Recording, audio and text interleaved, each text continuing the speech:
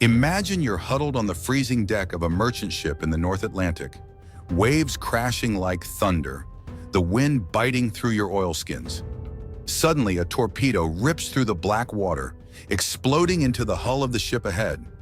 Flames erupt, oil slicks ignite on the sea, and screams pierce the roar of the storm as men leap into the icy void below.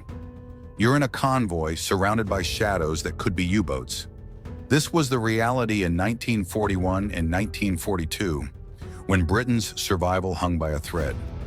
Hitler's wolf packs, coordinated submarine attacks, torpedoed hundreds of supply ships, threatening to starve the island nation into submission. Over 70,000 merchant sailors would lose their lives in the freezing depths, ordinary men facing unimaginable terror. But Britain's codebreakers and commanders refused to yield, cracking the codes and striking back to turn the tide. To grasp that early terror, picture the wolf packs at their peak, prowling unchecked. The shadow of the wolf packs.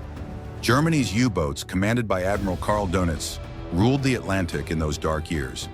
These submarines operated in wolf packs, groups of 5 to 20 vessels that shadowed convoys, striking in coordinated salvos under cover of night and storm. A single patrol could sink dozens of ships, their torpedoes finding targets with deadly precision. By early 1942, the packs were sinking an average of 20 Allied merchant vessels a week, their sleek hulls vanishing into the depths after each attack. You feel the human cost through the eyes of those aboard. Take the SS Athenia, the first British ship sunk in the war on September 3, 1939, by U-30 under Fritz Julius Lemp. Captain James P. Armstrong described the chaos in his reports. A dull thud rocked the vessel. Lights flickered out, and panic spread as the torpedo tore into the engine room. Men scrambled for lifeboats in the darkness, jumping into waters already choked with oil and debris. Over 100 souls perished that night, including women and children, their cries swallowed by the gale. The scale of loss mounted relentlessly. By mid-1942, U-boats had sunk more than 1,100 merchant ships, over 6 million tons of shipping, carrying food, fuel, and weapons vital to Britain's war effort. These were young sailors, many in their teens or 20s, enduring freezing gales that numbed their hands to the rails, the constant echo of depth charges rumbling like distant thunder. They pressed on, knowing each voyage could be their last, their bravery a quiet defiance against the invisible hunters. Back home, the strain gripped the nation. Food rationing bit deep. Bread, meat, even tea became luxuries, as convoys failed to break through. Prime Minister Winston Churchill confided in his memoirs, The Gnawing Fear. Without supplies, Britain faced not just hunger, but invasion. The only thing that ever really frightened me during the war, he wrote, was the U-boat peril. Families waited in vain for telegrams, the sea claiming fathers and brothers without mercy. Escort commanders like Captain Frederick John Walker voiced the frustration from the front lines. In his logs from HMS Stork, he captured the agony of the hunt. We steamed through pitch-black nights, sonar pinging into the void, but the bastards slip away like ghosts. Our destroyers strain against the waves, depth charges exploding harmlessly, while another freighter burns on the horizon. Walker's words echo the dread, the smell of diesel exhaust mingling with burning fuel, screams lost to the roaring waves, every convoy a gamble with death. These men, merchant and naval alike, faced vulnerability that built a profound dread.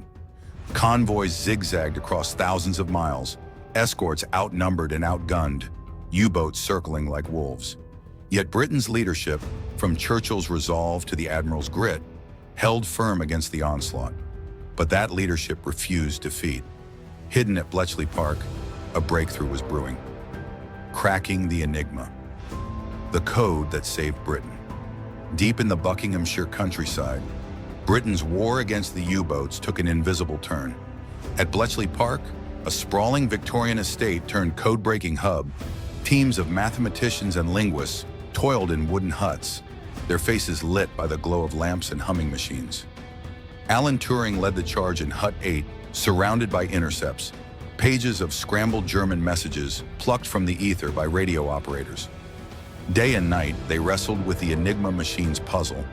a cipher device that shifted codes with every keystroke, guarding U-boat orders like a fortress.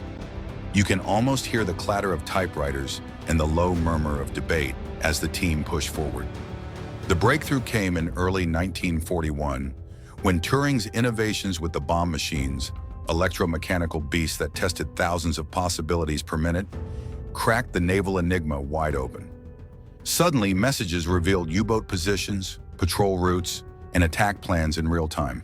A single decrypt could expose a wolf pack's location, turning shadows into targets. Britain's leadership poured resources into this secrecy.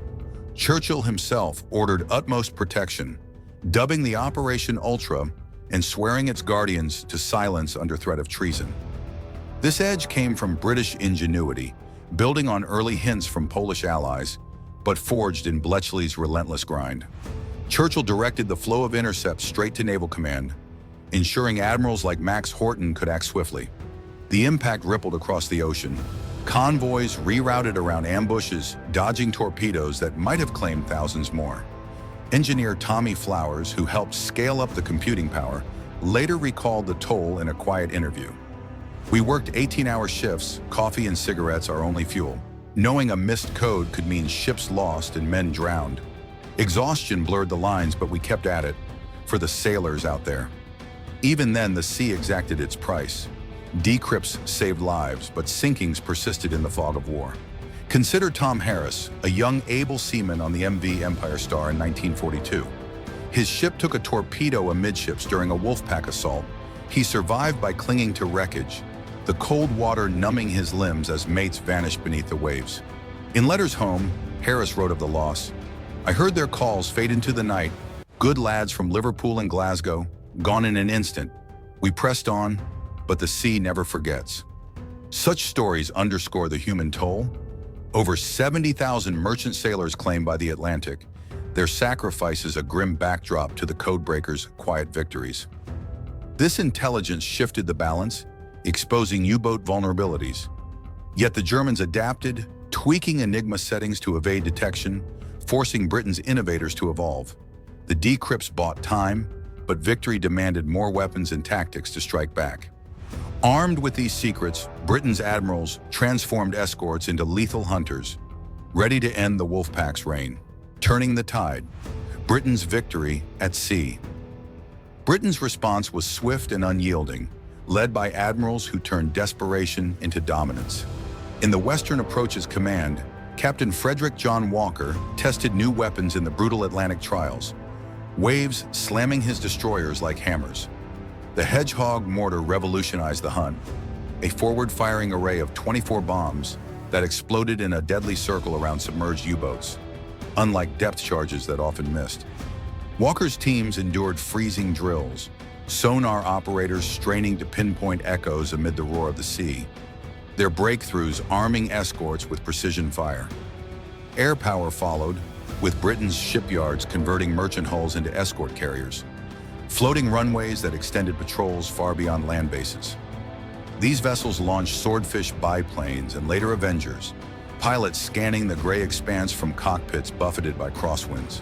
Spotting a U-boat's feather wake or periscope glint, they'd radio positions or drop depth charges, shattering the pack's safe havens.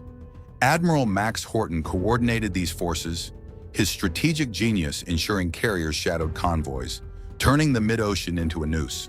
The climax erupted in March 1943, building to Black May's carnage. Wolfpack swarmed convoy ONS-5, but decrypted intel and air cover turned the tables. From HMS Starling, Walker's log captured the Fury. At dawn, Aztec locked on, U-449 surfaced in panic. We unleashed Hedgehog salvos. Explosions rocked the water, oil bubbling up as she went down. The crew abandoned ship, young faces pale in the spray. That month alone, Pax lost 41 submarines, crews battling to escape flooding compartments, the sea closing over them in foam and debris. Sailor Edward Jenkins, aboard an escort destroyer, witnessed the grim aftermath during a later kill. In his post-war account, he described surfacing a crippled U-boat. They bobbed up, Germans no older than my brother, hands raised against the guns.